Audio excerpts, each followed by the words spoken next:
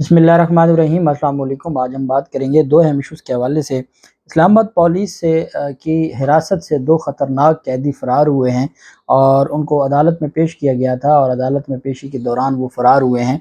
साथ हम बात करेंगे डिस्ट्रिक्ट ट्रैफिक ऑफिसर ने डीपीओ को, जो डिस्ट्रिक्ट पुलिस ऑफिसर हैं, उनको 2 लाख के करीब नकदी ईद पर तोहफ़ा भेजी, जिसके बाद फिर 4 जो एहलकार और अफसरान हैं वो उनको ओहदों से हटा दिया गया है। बड़ा दिलचस्प सूरत हाल है कि उन्होंने अपने सीनियर अफसर को ईदी भेजी और उस ईदी भेजने के पीछे क्या वजूहात थी वो मैं आपके साथ शेयर करूंगा।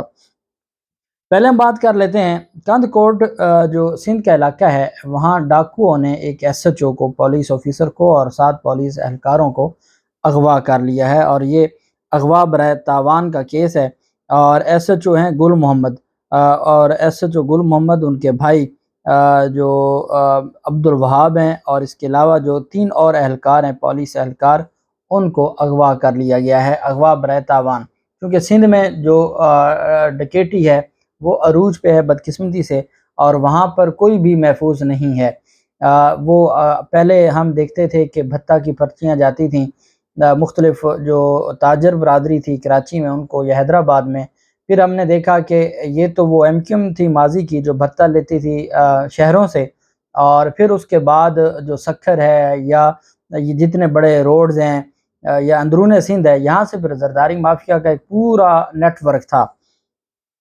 उसके बारे में जैसे खुर्शीद शाह और इस तरह के जो जितने भी पाकिस्तान पीपल्स पार्टी की क़यादत है, तो वहाँ चूँकि वडेराइज़म है और वडेराइज़म ही इन चीज़ों को देखती है और बाकायदा तौर पर वो अपना हिस्सा लेती है, और बस इसी तरीके से सिंध को खाया जा रहा था। अब क्या किया, अब जो जरदारी एंड कंपनी है उनकी जानिब से शहरों को भी अपने अख्तियार में कर लिया गया है, और अब शहरों में भी जो कुछ लिया जाता है वो जरदारी ग्रुप ही लेता है।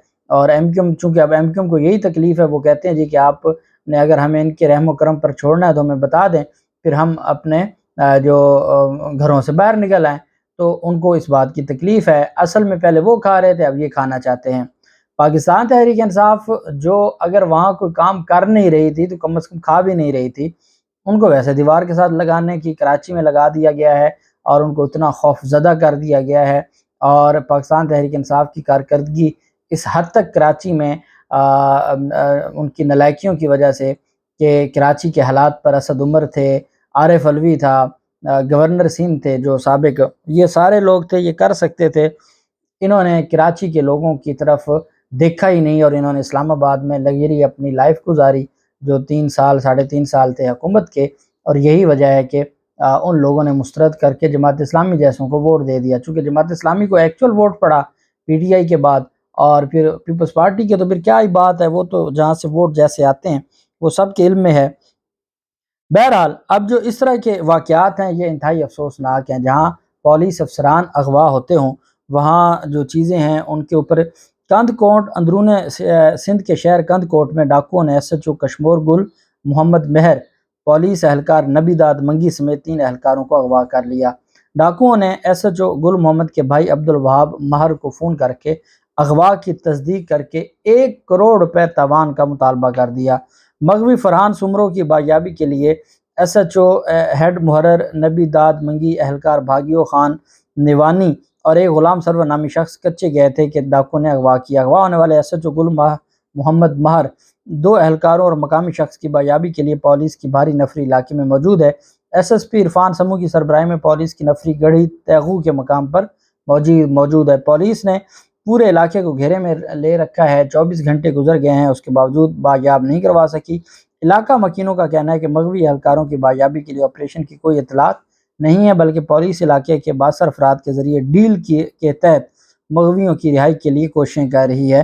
क्योंकि डील के तहत ही ये रिहा होंगे, बाकी तो सिंध पुलिस से ये ना हो पाएगा। और कितनी बड़ी बदकिस्मती है। और फिर उनको भी पता है कि कौन सरमायादार है, और उन्होंने 1 करोड़ रुपए का ताइवान एक एसएचओ से मांगा है। उनको पता है कि सिंध का जो एसएचओ है वो पहले कराची के एसएचओ के बारे में था ना कि अरबों रुपए की जायदादें उनकी निकली थी। दूसरी जानिब पाकपतन में एक अनोखा वाक़या होता है। اور یہ میں آپ کو سندھ کا اس وجہ سے ہم نے ڈیٹیل میں بات کی ہے کہ وہاں کے جو حالات ہیں بدقسمتی سے شہروں میں، اور جو اب پی ڈی ایم کے اس رجیم چینج آپریشن کے بعد بدقسمتی سے اللہ نہ کرے ایسے حالات آئیں اور اللہ ہمارے ملک کی حفاظت کرے، لیکن وہ اسلام آباد، لاہور جیسے شہروں کو بھی اس مقام پہ لے جانا چاہتے ہیں۔ پاکپتن میں ڈسٹرکٹ ٹریفک آفیسر کا ڈی پی او کو عید گفٹ بھجوانا مہنگا پڑ گیا۔ عید گفٹ لے جانے والے انسپیکٹر اور 4 اہلکار نوکری سے ہاتھ دھو بیٹھے، اور ذرائع کے مطابق ایک انسپیکٹر اور 4 جو اہلکار تھے وہ نوکری سے برخاست کر دیے گئے۔ ڈی ٹی او جو ڈسٹرکٹ ٹریفک آفیسر تھے ان کے خلاف بھی کارروائی شروع کر دی۔ ذرائع کا کہنا ہے کہ گفٹ 2.25 لاکھ نقدی پر مشتمل تھا جو اہلکار دینے گئے تھے۔ ڈی پی او ہیں پولیس کے افسر ہیں، جو ڈسٹرکٹ کا سب سے بڑا افسر ہے وہ ڈی پی او ہے۔ ڈی پی او پاکپتن کو جو ڈی ٹی او ہے، ڈسٹرکٹ ٹریفک آفیسر ہے، ان کی جانب سے ایک تحفہ بھیجا گیا، عید کا تحفہ۔ اچھا بھئی، آپ نے عید کا تحفہ بھیجنا ہے تو آپ چلیں ان کو کوئی چیز خرید کے بھیج دیں، آپ کو آئی فون لے کے بھیج دیں، آپ ان کو کوئی اور چیز لے کے بھیج دیں۔ انہوں نے ڈائریکٹ کیش بھیجا، عید کا تحفہ کیش بھیجا۔ اچھا، اس کا مطلب یہ ہے کہ یہ ڈی پی او کو نئے گئے ہوں گے، اور پہلے جو وہاں پہ چلتا ہوگا، جیسے ہم سنتے ہیں کہ جی تھانوں میں منتھلی ہوتی ہے، وہ پھر منتھلی سینئر افسران کو جاتی ہے، اور پھر اس طریقے سے یہ پورا نظام چلتا ہے۔ تو اس کا مطلب یہ ہوا کہ یہ تو پھر سارا کچھ ہر سال عید پہ جاتا ہوگا یہ تحفہ، اور یہ پہلا ڈی پی او ہوگا، یا وہ خود ان کو ان کی جو انہوں نے اس کے اوپر ایکشن لیا ہوگا، یا معاملہ لیک ہو گیا ہوگا، کچھ تو ہوا ہوگا۔ تو ایسی کیا بات تھی کہ 2.25 لاکھ روپے اس نے عید پر بھجوائے؟ تو اس معاملے کی تحقیقات ہونی چاہیے کہ یہ کب سے سلسلہ جاری تھا، ایسی کیا ضرورت پیش آئی تھی، کیا پہلے بھی افسران کو اس طرح کے تحفے بھیجے جاتے ہیں، یا کسی کام کی رشوت کے لیے بھیجا گیا تھا، کوئی غلط کام لینا چاہتے تھے ڈی ٹی او جو ان سے ڈی پی او سے، کس مقصد کے لیے بھیجا گیا؟ اب صرف اس میں اگر آپ ڈی ٹی او کو عہدے سے ہٹا دیں، آپ اس انسپیکٹر یا اہلکاروں کو جو بیچارے صرف جو ڈسٹرکٹ ٹریفک آفیسر ہیں ان کے حکم پر گئے وہ سامان پہنچانے کے لیے، تو میرے خیال میں یہ درست نہیں ہوگا۔ اس معاملے کی مکمل چھان بین ہونی چاہیے، اور دیکھنا یہ چاہیے کہ کیا ایسا پہلے بھی ہوتا ہے، ایسی کون سی ضرورت پیش آ گئی تھی، ایسی کون سی پریشانی تھی کہ ان کو یہ کرنا پڑا، تاکہ یہ پتہ چل سکے کہ یہ سلسلہ کب سے شروع ہوا اور کون کون سے افسر بہادر پہلے اس میں ملوث تھے اور وہ ساری چیزیں انجوائے کر رہے تھے۔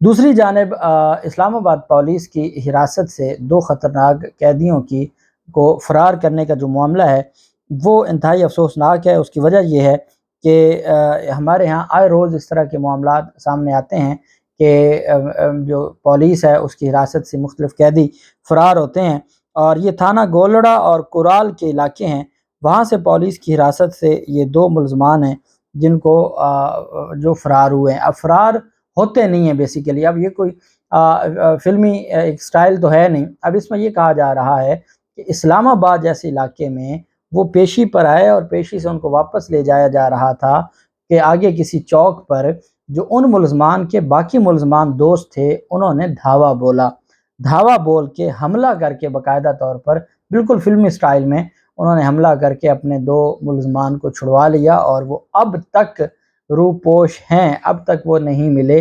یہ اسلام آباد کی حالات ہیں جس کے اوپر جسٹس طارق محمود جہانگیری صاحب نے بھی اور جسٹس محسن اختر کیانی صاحب نے بھی ایک دفعہ بات کی تھی کہ اربوں روپے کے سیف سٹی پروجیکٹس لگے ہوئے ہیں، اور اگر یہ حالت ہے کہ وہاں دن دہاڑے خطرناک قیدی فرار ہو جائیں اور پولیس ان کی حفاظت کرنا یا ان کو حفاظت سے جیل پہنچانا تو دور کی بات ہے، یہاں ہم نے دیکھا سیاسی قیدیوں کے تو آپ نے بختر بند گاڑیوں میں لایا جاتا تھا، ان کے چہرے بھی چھپائے جاتے تھے اور اس طرح کا سلوک کیا جاتا تھا، لیکن جہاں پر جو ایکچول لوگ ہیں ان کے خلاف کارروائی کی باری آتی ہے تو آپ وہاں پر جو چیزیں ہیں وہ آئین اور قانون کی دھجیاں اڑا دیتے ہیں اور آپ کے بس میں کچھ نہیں رہتا۔